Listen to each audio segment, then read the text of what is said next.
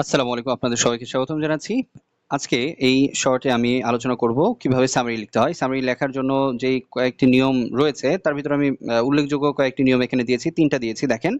প্রথমটা যেটা দেওয়া রয়েছে ১ সামারির জন্য দেয়া প্যাসেজের টেন্স অনুযায়ী বাক্য লিখতে হবে। যেমন প্যাসেজে দেওয়া আছে প্রেজেন্ট টেন্স, তাই সামারি লেখার সময় বাক্যগুলো সেই টেন্সেই লিখতে হবে।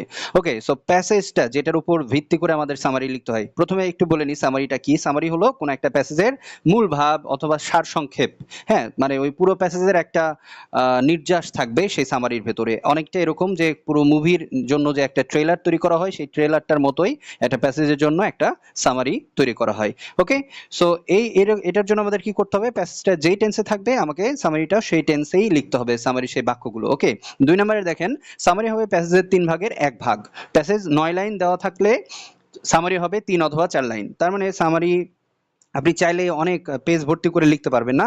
এটার একটা স্ট্যান্ডার্ড নিয়ম আছে 1/3। এটা এই পলিসিটা আপনাকে মেইনটেইন করে চললে আপনারটা একটু বেশি মানসম্পন্ন হবে। সো আপনাকে দেখতে হবে প্যাসেজটা কত বড় এবং তার অনুযায়ী একটা 1/3 ৩ ভাগের ১ ভাগের মতো বড় হয় এরকম একটা সামারি আপনি লিখবেন।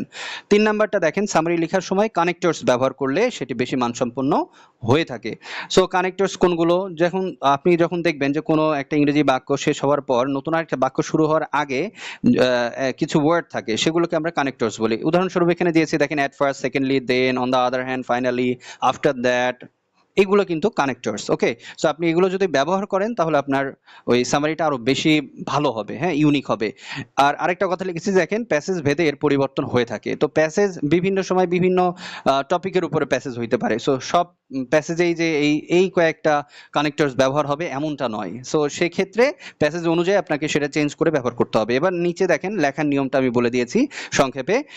দিস প্যাসেজ ইজ অ্যাবাউট, এখানে যে বিষয়ে প্যাসেজটি লেখা সেই মূল কথাটা এখানে লিখবেন। ধরেন প্যাসেজটা একটি ব্যক্তিকে নিয়ে লেখা, তো আপনি এখানে এই প্রথম লাইনে সেই ব্যক্তিকে নিয়ে লেখা সেটাই এখানে লিখবেন যে দিস প্যাসেজ ইজ অ্যাবাউট, ধরে নেন জয়নুল আবেদিনকে নিয়ে লেখা। সো সেটা দিলেন। তারপরে অ্যাট ফার্স্ট এই কানেক্টর ব্যবহার করে প্রথম একটা গুরুত্বপূর্ণ সেন্টেন্স লিখলেন, তারপরে দ্বিতীয় গুরুত্বপূর্ণ সেন্টেন্স এবং তারপরে থার্ড গুরুত্বপূর্ণ সেন্টেন্স লিখে ফেললেন এবং ফাইনালি আপনি একটা এন্ডিং সেন্টেন্স দিলেন। এই ক্ষেত্রে আপনাকে এই গুরুত্বপূর্ণ সেন্টেন্স লেখার জন্য আপনি কিওয়ার্ড গুলো বেছে বেছে বের করতে পারেন এবং ২টা বাক্যকে ভেঙে এক বাক্যে তৈরি করবেন। সো এটা করতে পারলে তো খুবই ভালো।